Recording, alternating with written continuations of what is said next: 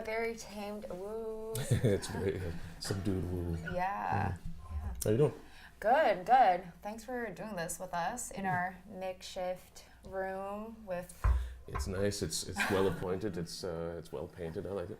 Yeah, cameras on nightstands and Yeah. other Everything unstable. everything being turned on for the first time, like the microphones and the whatever. But everything's working. Nothing's on fire. So I think it's a good start. Yeah, for sure. Mm. So we met back in the summer.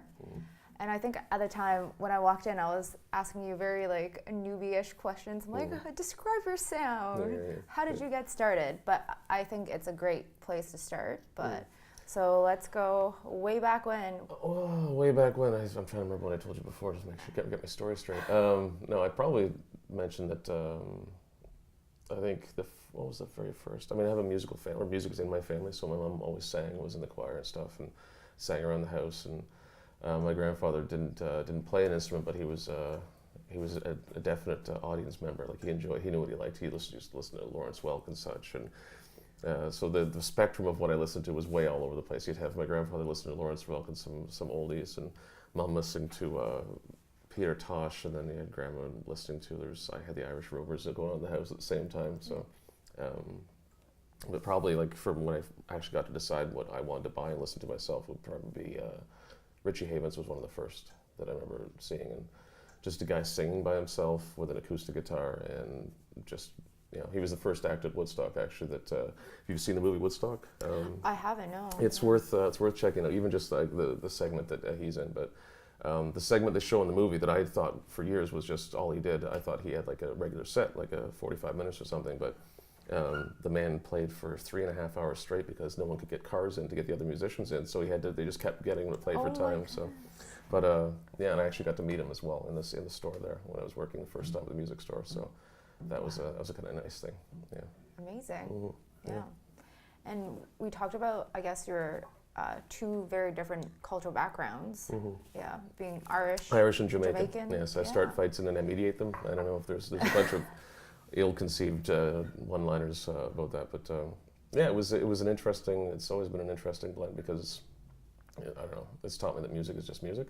I listen to different music for different reasons at different times with different people, and music it's flexible. So that was culturally. I think that was the one thing I took away from that was that music is for everyone, and there's not one style that's right for everyone. So. Exactly. Yeah. We're all eclectic. Yeah. So, yeah. Does the two cultures play into your music, or? I think it definitely does. Yeah. It's it's more so. Well, yeah, cultures, but I think like influence of family still.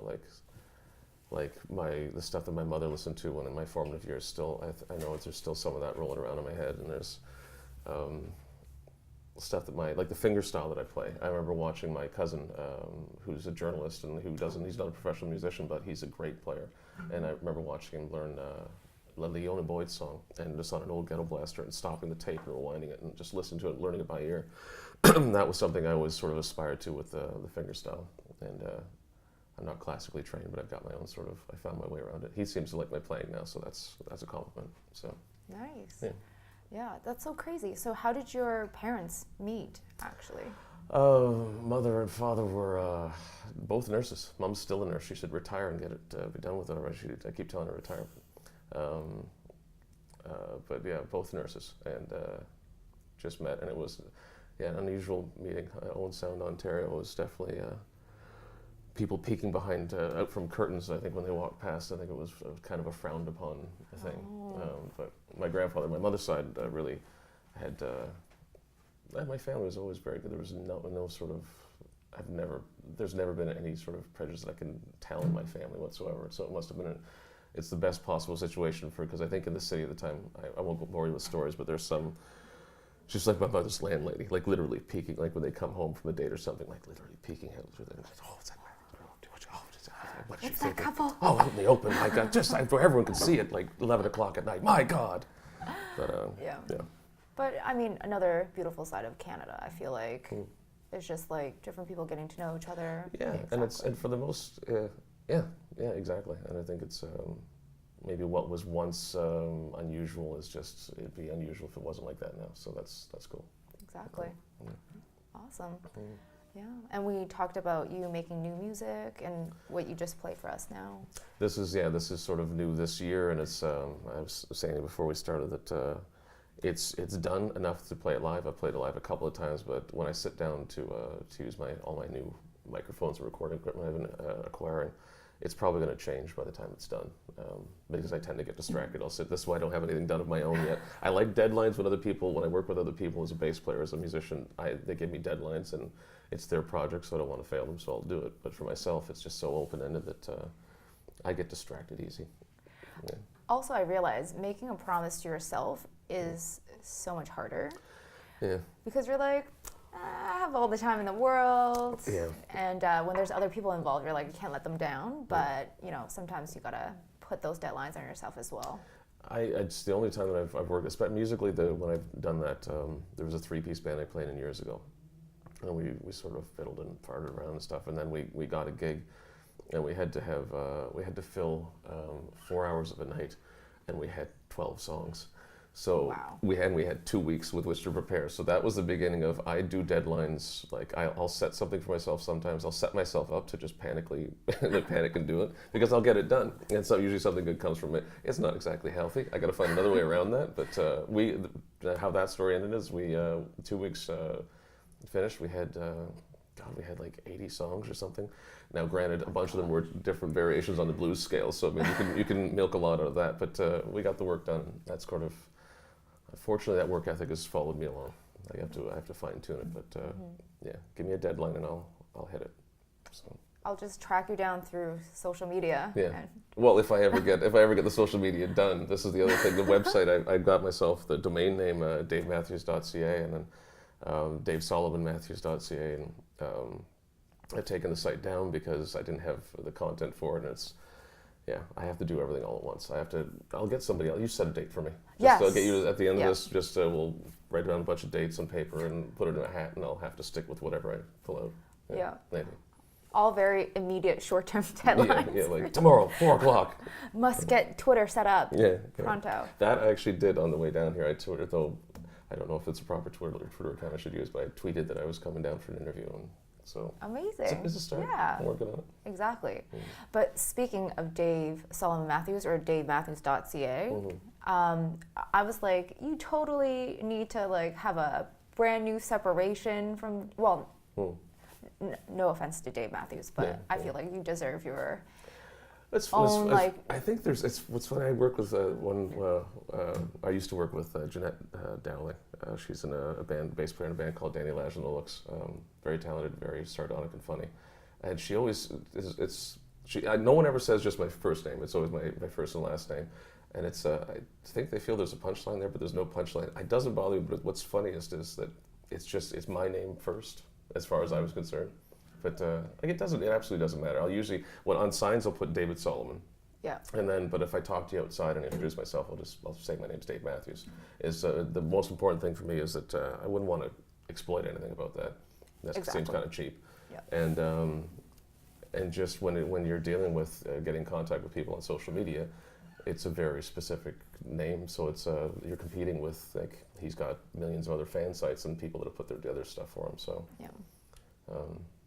I posted a couple of days ago that David Bowie obviously has passed, and everyone knows about that. But his real name is Davy Jones, and shortly after he decided to become a performer and promote himself, Davy Jones from the Monkees became popular, and Davy Jones is the lead singer of the Monkees, so he changed his name to Tom Jones because that makes sense. And within a matter of months, It's Not Unusual by Tom Jones came out. And so I laughed. I was watching, there's more to the interview, but I was chuckling as I just watched that last week. And I understand. I feel for you. I felt for you, David. Yeah. You're in a good league with David Bowie. That's not bad. That's not bad. Now I got to find, just probably David Solomon. That's the one. I was actually just going to say, I was like, you should change all your handles, your website to Dave Solomon. That's probably what I'm going to do, just to simplify things. Yeah. Have a area of your own, and then people can track you down easier. That's what it's about. If I want people to actually come and listen, I want to make it I got to make up my mind. So exactly, or to send you deadlines. Yeah. So yeah. So at what point did you kind of, I mean, you always had music in your life as well as your family, but at what point did you think to yourself, this is something I could do professionally? It was probably two. The kid, when I was younger and actually not able to do it, the first time I think I knew I wanted to do it, that as like it was a calling, like I was definitely going to do this. Steve Ray Vaughan, watching on PBS, Steve Ray Vaughan live, Austin City Limits.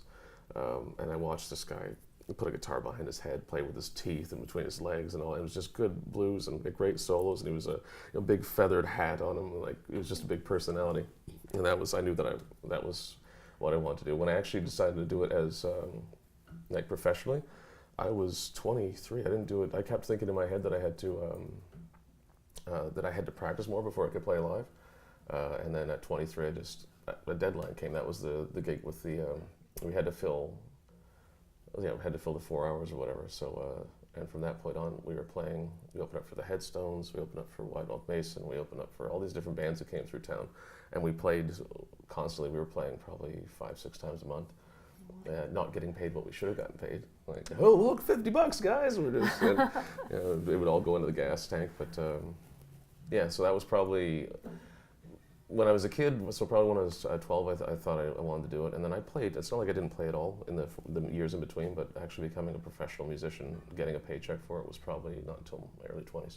Mm-hmm. So, yeah.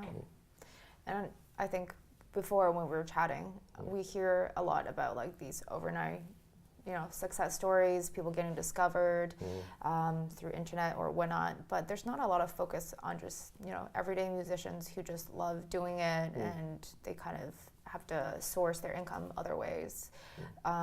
Do you think the Canadian industry is lacking in some of the support that... The only thing I think the Canadian industry is lacking in, I have a friend that swears that, oh no, that CRTC shouldn't be telling us what we should listen to and how much Canadian content we should listen to.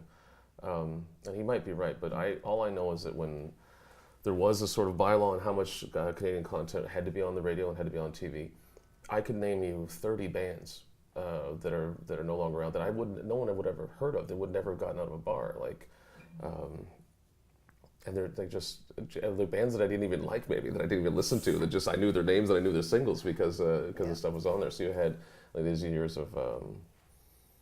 Let's see, the Doughboys, you had Ray Lyle and the Storm, you had The Pursuit of Happiness, you had, now I'm forgetting the names when I actually need them.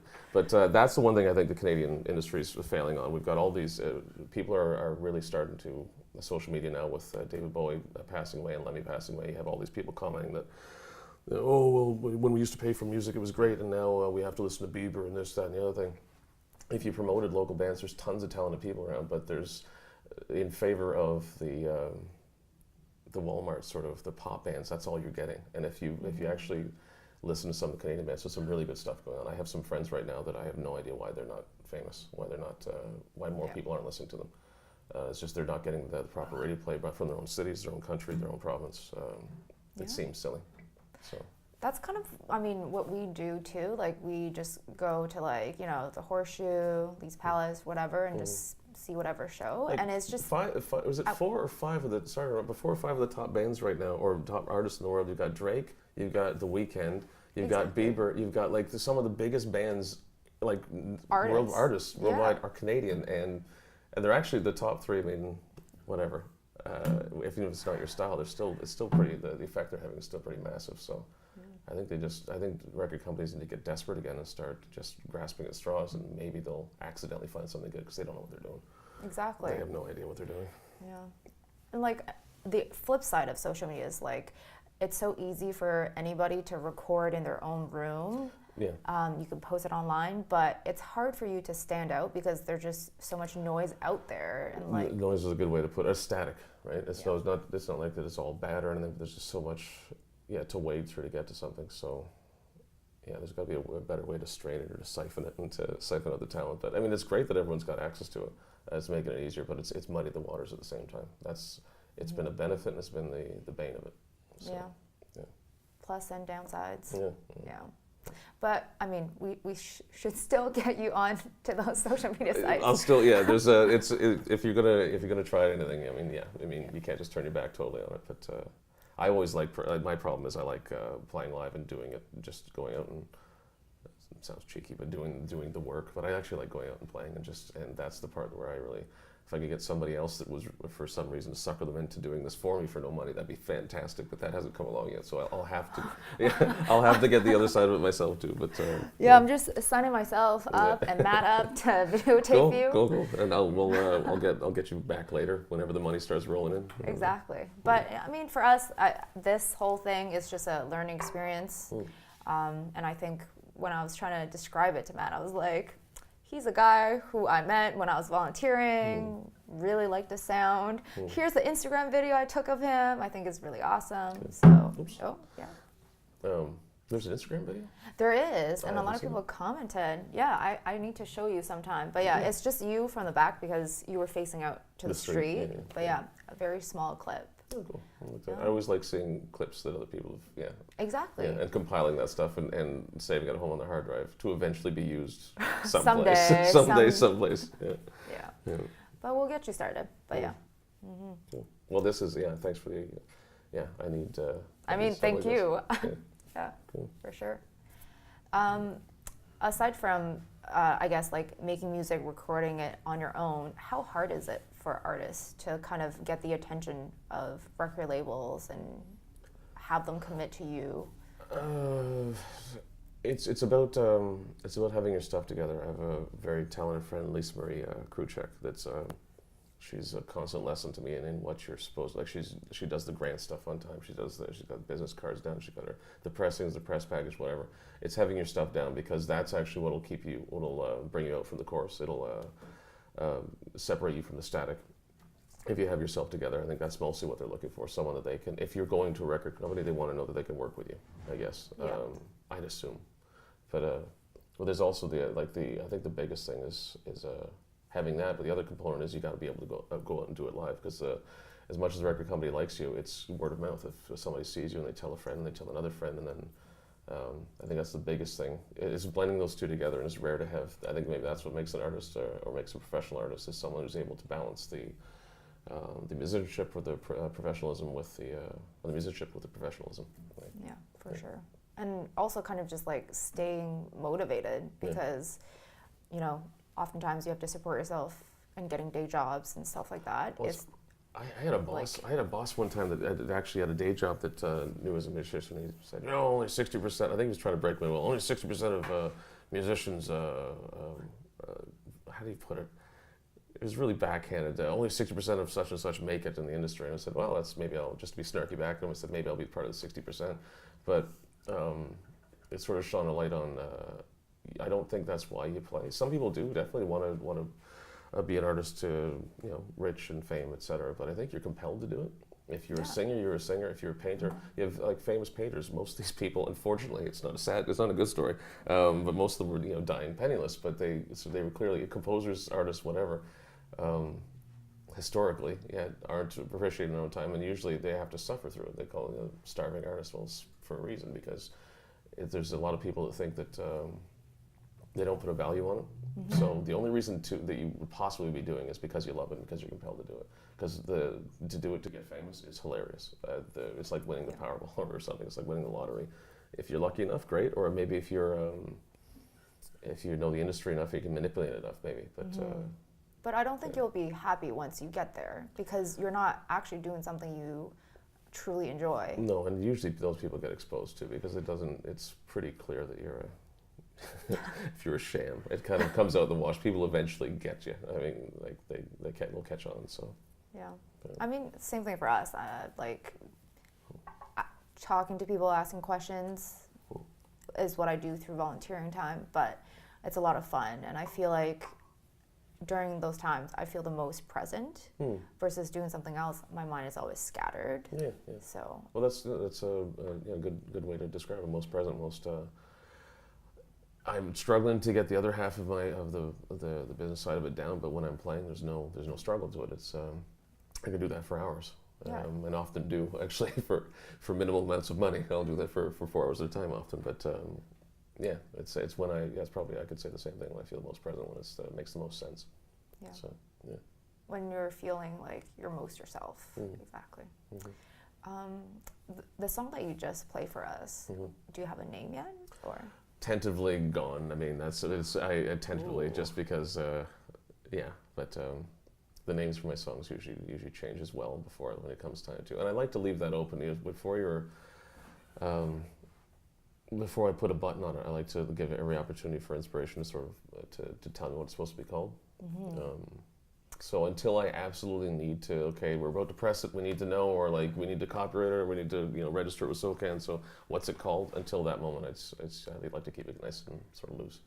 Sounds like me when I have to order at a restaurant. I'm like, tentatively this. Yes, but I haven't committed yet. No, don't go anywhere. Just one. Yeah. And I know that you're saying it's possibly maybe be called Gone, but I feel like Tentatively Gone is a good name. I'll take it. I'll take it as an advisement, but I stand by my original stubbornness of, but that's probably what it will be. Okay. But, Just Gone, or Just maybe Gone. Just Gone is. Just see, Gone. No, so many. See, now you're just muddying the issue. Now this is going to be. I'm never going to get this album done. I'll be agonizing over every title. Yeah. Put it in a hat and then you'll pull it. I should. Or maybe I'll use meditation sticks or something. I'll use some. Yeah.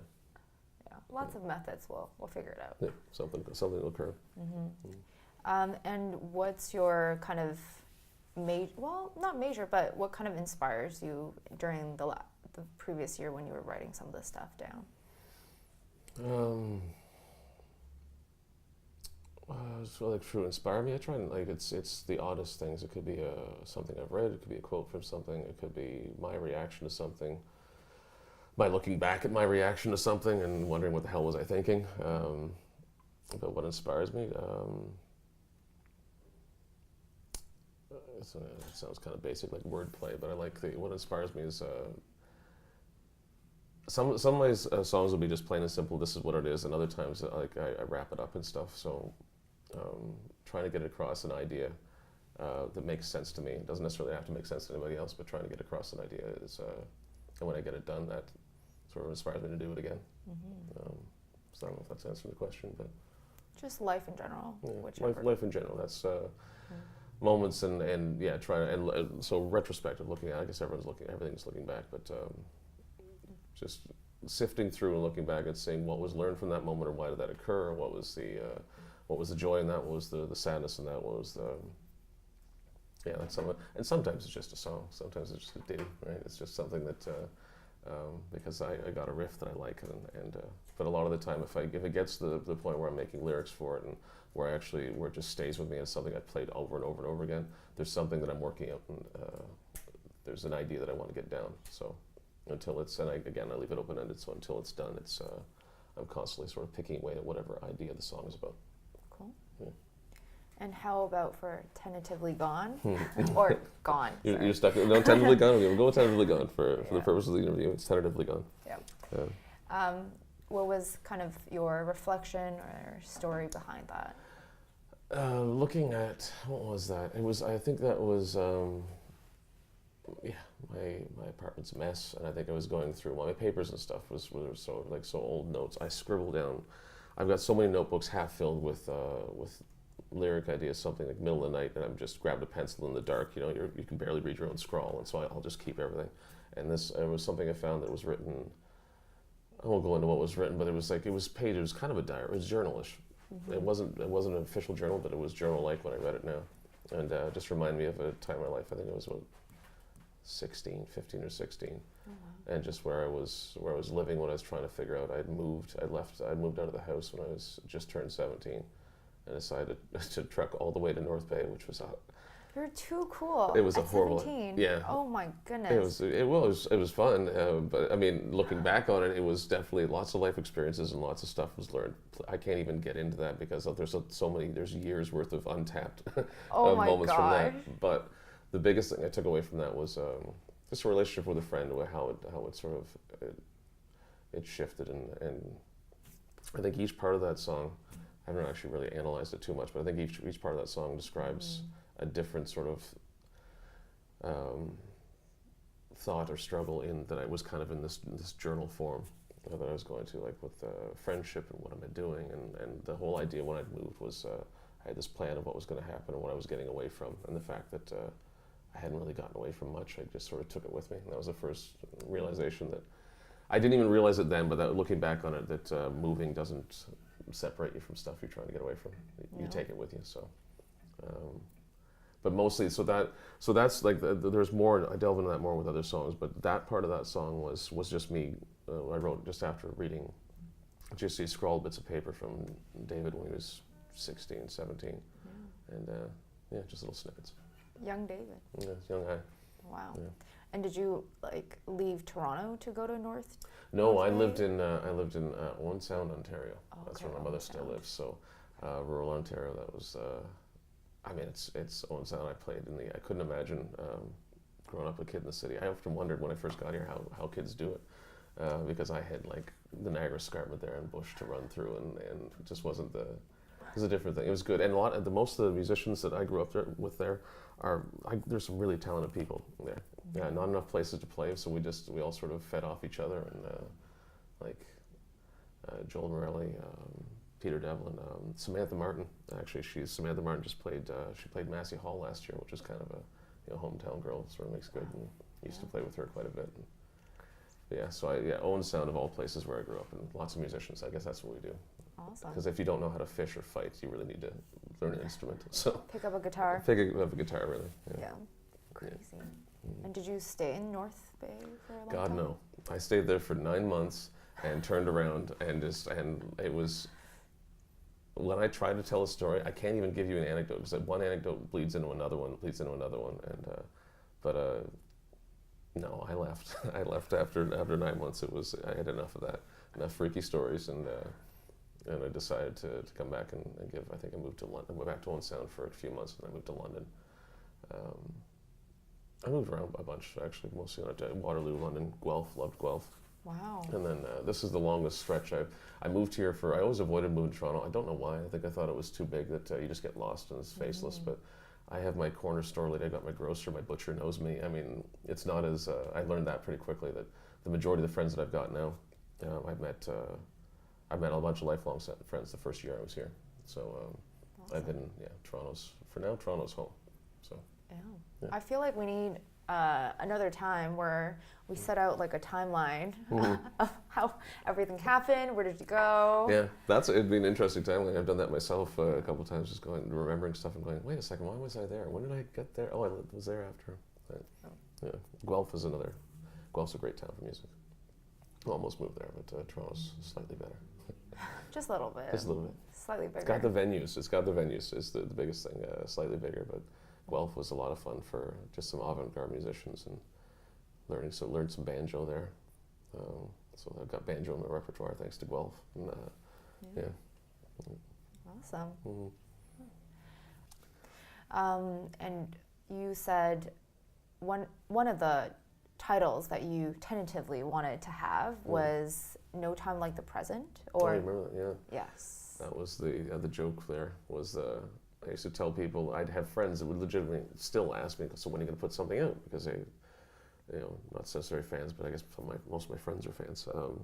And the joke used to be that I'll, as soon as Axl Rose releases Chinese Democracy, I'll put out an album. And that joke was hilarious for 7 years or so until he actually put out the damn album.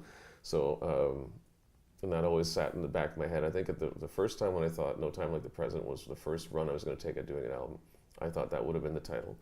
And for different reasons. And then the longer it stretched on, the funnier it got. It's maybe not the best joke ever, but to me it's damn hilarious. And when I actually see it that's just what the first one's called, because I think I came up with No Time Like the Present probably 15 years ago or something stupid. So, and at the time it was about what was going on in the world and how, there's no time like now, and how it's everyone and every time in history in history, when you're actually in living history, there's never any time like the present. There's never any other time like now. Now is always the most technologically advanced, the most dangerous, the most whatever. So there's that to it too. But for me, it'll always be, wow, it took me a long time to do this. It'll be the joke for me. So. Yeah, no. It takes people a lot of time to realize that there's no time like the present, and you should find things to do that makes you feel present. So it's I've always, so originally I liked the title for exactly that reason. So yeah. but that No Time Like the Present was, as long as I didn't, see if I made t-shirts and put, 1997 on the side of it, that would have been more dated. At least I can still use the title. There's No Time Like the Present. It's now open-ended, so. Yeah. Anytime's the present. That's it. Yeah. But yeah, I'm hoping to expect that sometime soon. Soon. It's I've been spending all this time. We were talking earlier about doing the stuff like sacrificing the time and doing the mundane stuff, doing the boring stuff first, if you to achieve a goal, and eventually once you get all that stuff out of the way, the other stuff tends to just start rolling on its own, which I found at different points in my life too. But so now the last bit of acquisitions for me, it was getting recording software, getting all this gear, getting microphones, getting all the other instruments I need, and I was looking around my home and realized that I've got pretty much everything I need to get started to do it on my own. And then I have talented friends like engineers and people who run studios who have offered time. I've got all these markers that I can call in now. Like I helped somebody do their roof about 8 years ago. So now because I helped them shingle, I've got I've got editing time in my one friend's studio, and so it's time to start calling in all the favors and using all the stuff, all the gear. So all those years of being your own personal assistant and organizing all the puzzles. So I'll say if I have to set a deadline for myself, I'll say it'll be before this year is out. There'll be something done. Hopefully by summer, but definitely before the calendar year changes. That'll be the longest wait for an album ever, but it'll be good. Yeah. So I have a good feeling. Yeah, so thanks. Thank you. And then we'll self-invite ourselves to videotape. Oh please, yeah, we'll do it again, and then I'll play some. We'll do another interview, and I'll actually what the songs are actually called. Exactly. So there'll be no tentative anything. So yeah. Except for one song. Oh, except for that tentative. one song that's clearly tentatively gone, which is it's starting to grow on me. The more we talk about it, the more it's growing on me. So Good stuff. Good stuff. Should we do like a little intro bit, just because we didn't even say who we are, your name? That's it. Well, yeah. We just weaved it into a question. Yeah. My name is David Solomon Matthews, and I'm a musician in Toronto, living and working, mostly working, but doing as much living as I can in the off hours. Yeah. So. Creating great music and having people like me wanting to. This is a great thing. This is thanks for the invite. Thanks for thinking of me for the interview. It's fun. Yeah, thanks for agreeing to being with us in our makeshift dingy room. It's not so bad, I'm telling you. This is. I just came from my home. Trust me, that's dingy. I live in a basement. This is nice, actually. Yeah. I'm just trying to stretch out this interview so I don't have to go back to it. So, staring into the tripod that's a nightstand. Yeah, that's pretty much looks like my studio. Well, I bought all the proper microphones, but I used to duct tape things to other things and hang things from the ceiling. And, we were talking about how we could filter this lamp. We're like, maybe we should get a plastic bag and cover it so it's like a nice glow. And we're like, no, it's gonna catch on fire. Catch on fire. That'd be the quick way to tell how the interview's over. When the flames start, it's time to run. Yeah. Awesome. Amazing. We'll set you up with all your stuff and then plug her in and then. Yeah, I'll have social media will be a thing that I'll be using this on for sure. So. I'm like I said, I tweeted on the way down here. I think I put an Instagram thing up as well, and so it's baby steps of like I'm trying to get the habit of that side of things. So. Amazing. Yeah. Okay, good stuff. Awesome. Thanks for having me down. Thank you. Sweet. Yeah. Awesome. Whoa. Oh.